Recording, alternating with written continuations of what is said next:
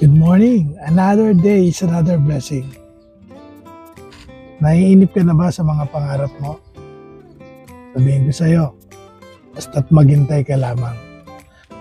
Sa atin, marami talaga ang naiinip sa mga pangarap. Minsan kasi, akala hindi na dadating. Minsan inaadya talaga ng Panginoon na matagal ito bago natin makuha. Kasi bakit?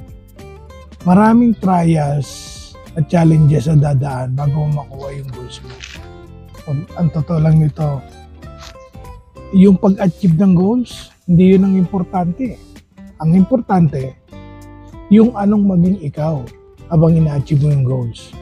Yung character mo, yung personality mo, nagbabago at nagiging maganda. Kasi sa journey natin, marami talagang challenges.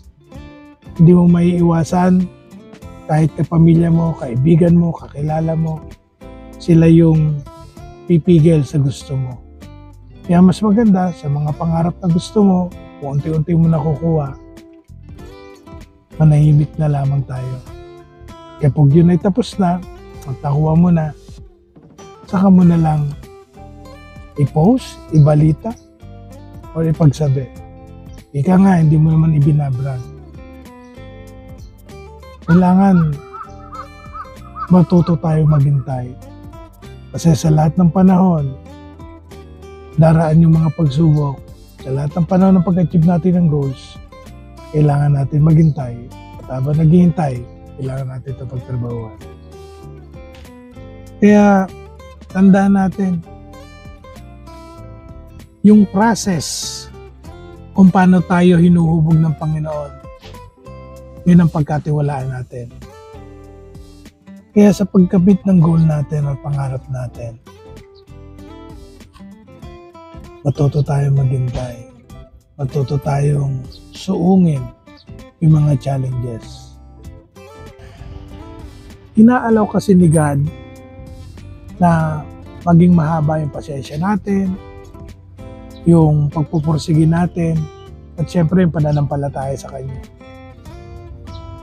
Pag yun na naig sa atin, ibibigay ni Lord yung mga hinihiling natin sa tamang panahon, sa tamang oras, at sa tamang lugar.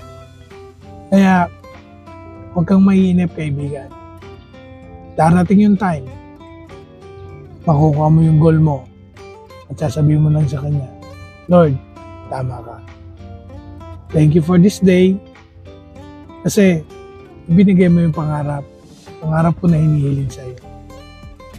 Sabi nga sa 2 Corinthians chapter 13 verse 5, examine yourself to see whether you are in faith. Test yourself. That is a basic instruction before leaving earth.